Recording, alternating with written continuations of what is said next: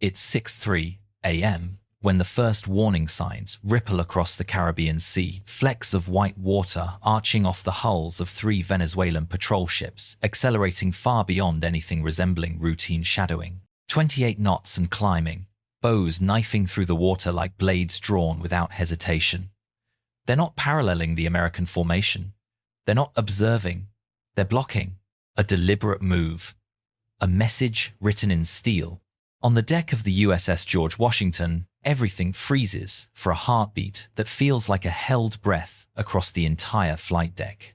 Then the collision alarm erupts, a shrill metallic cry slicing through the morning haze and bouncing off the carrier's massive island structure. Sailors stop mid-stride. A chain team drops the last tie-down they were securing. Heads snap toward the sea. 3 fast contacts, bearing 217, range 12 nautical miles, closing fast.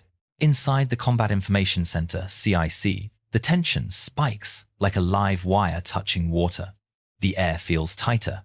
The radar picture barely shifts before operators are already calling out the math. On optical zoom, the flags on the approaching ships snap into crisp focus. Red, blue, yellow. Venezuela, someone mutters flatly. This isn't shadowing. Another voice adds, this is a wall. The destroyer that reacts first is the USS Gravely. Her turbines roar awake with a vibration that runs deep through every bolt holding the ship together. 10 degrees starboard, her grey hull leans into the turn, slicing a white arc across the strike group's formation. Comms erupt calm, clipped, surgical. Contacts closing at 28 knots. Recommend intercept posture. Copy. Maintain course. The order is simple, the meaning is not. The carrier holds steady. No rudder shift, no slowdown, no blink. On the flight deck, the quiet hesitation detonates into controlled chaos. Sailors swarm across the steel expanse, snapping off tie-down chains from an MH-60R Seahawk. Rotor blades unfold like the wings of a waking predator. Safety pins pulled, tools tossed clear, every movement fast, drilled, purposeful. Over the intercom, one line cuts through the roar of turbines and human voices. They're trying to block us. The Venezuelan formation holds tight, sleek hulls. No deviation. Symmetry like chess pieces, sliding into place across a board where the next move could change headlines across the planet. A strike group worth over $13 billion. 3 patrol ships worth a fraction of that, seconds away from deciding who yields first. But the Gravely doesn't yield. By 6:05 a.m., engines thunder through the American formation. As the destroyer pushes ahead, a spear thrust out before the carrier's bow. Her mission is quiet but unmistakable. Intercept, show posture, hold the line. Inside the CIC, the voice of the Surface Watch officer cuts through the static. Contacts now inside 10 nautical miles. Bearing steady. Speed constant at 28 knots. The captain leans forward over the console. His hand doesn't shake. The order is almost casual. Visible posture. No targeting. Let them see us. Every sailor in the room knows what that means. Deterrence through presence, the Navy's unspoken law of the sea. The destroyer banks slightly. Turbines scream at 90% power. Forward. The Mark 45 5-inch gun swivels 10 degrees starboard. Deliberate. Slow. Visible. No lock, no laser, no fret. Just clarity. Above, the Seahawk receives its clearance. Razor 21, you are go for launch. Eyes on, weapons cold. Copy Gravely. Wheels up in 90 seconds.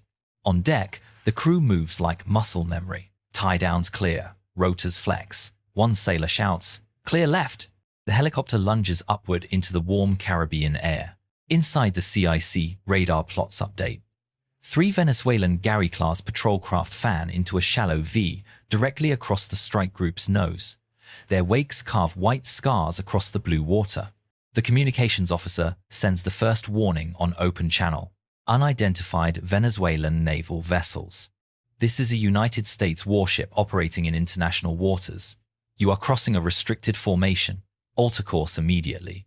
Silence answers. In engineering, turbines remain at full power. Below deck, sailors strap in at weapon stations.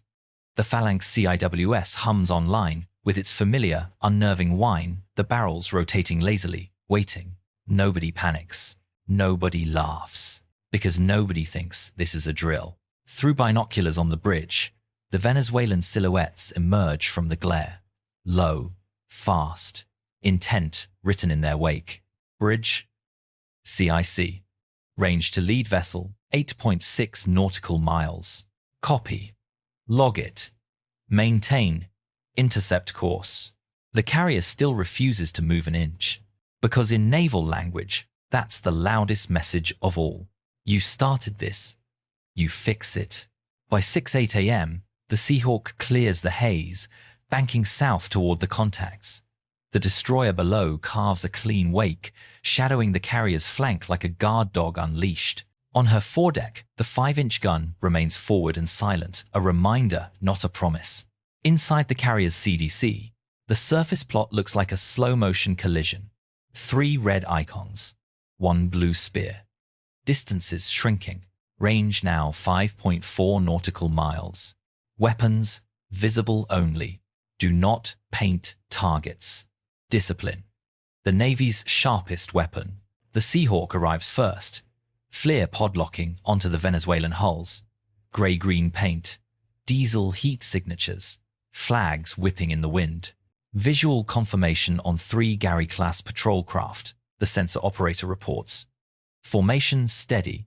Heading north-northeast, speed 2 to 7 knots. From 600 feet, the blockade posture is obvious. Razor 21 to Gravely, recommend continued visual intercept. Copy.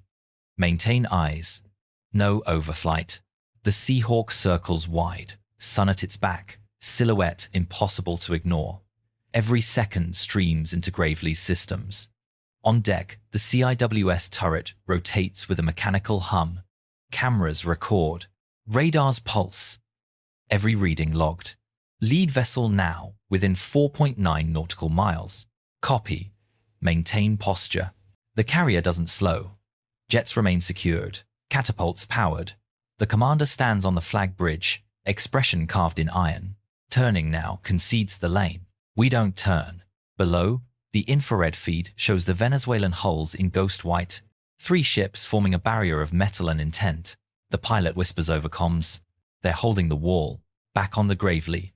The captain glances at the plot distance shrinking to confrontation. Keep our bow pointed through them, he says without raising his voice. They wanted to block a carrier group?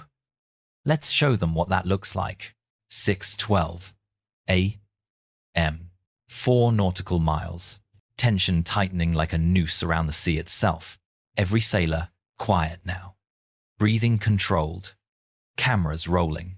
The bridge loudspeaker crackles. Bridge to all stations. Stand by for radio call. Then the first message. Venezuelan naval vessels.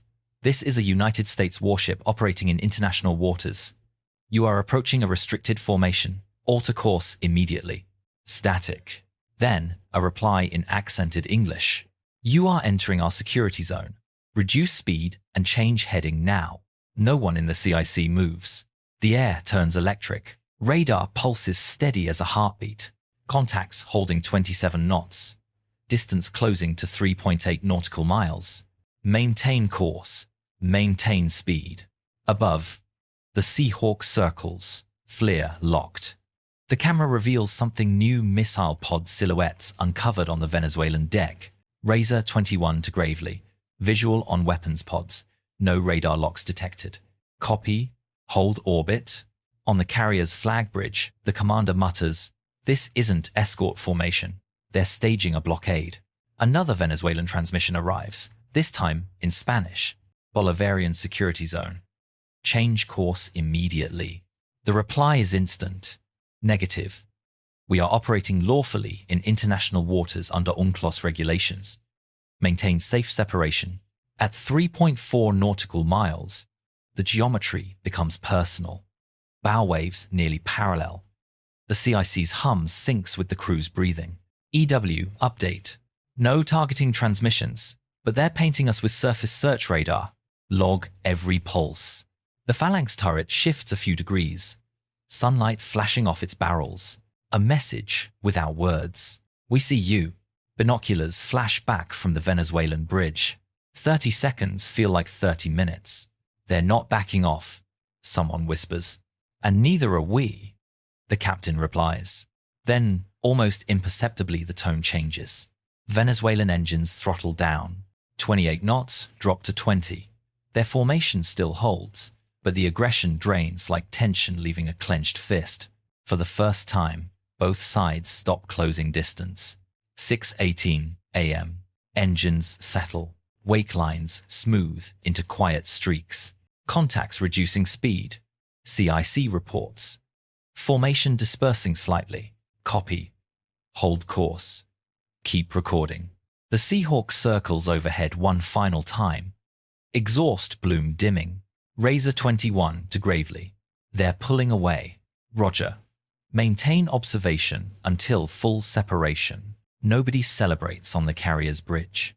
The George Washington stays locked on, heading 217 at 20 knots. The commander folds his arms. Keep it that way. We don't reward bluffs. Down in CIC. Radar logs continue. Every bearing. Every throttle shift. Every second turned into evidence that professionalism outlasts provocation. By 6:23 a.m., the Venezuelan patrol craft peel away east-southeast, tracking back toward their coastline at a cautious 18 knots. Range 6.2 nautical miles, and widening, no shots fired, no missiles launched. But the message echoed louder than any explosion. Caracas blinked first. By 6:30 a.m., the strike group resumes standard formation. The Seahawk lands. Rotors fold with a metallic sigh, like the ship itself releasing tension. By 6:45 a.m., the sea looks calm again, pretending none of it happened. But every sailor knows better. They felt the edge. They stood on it. This wasn't about firepower. It was about nerves, discipline, presence. Freedom of navigation doesn't pause for politics. For Caracas, this was theater. For Washington, it was Tuesday. And now the question shifts to you. If you stood on that bridge, if you watched 3 patrol boats sharpening their angle toward your formation, would you have held your course or played it safe? Let me know below. I read every comment. And if you want more real-world encounters turned into deep dive breakdowns like this one, make sure to like, subscribe, and hit that bell so you don't miss the next story. And if you want to support the channel directly, join the fleet. Loyalty badges, priority replies, and more stories coming your way. Fair winds, sailors. And remember, coffee always tastes better when you didn't have to dodge a Venezuelan patrol boat before sunrise.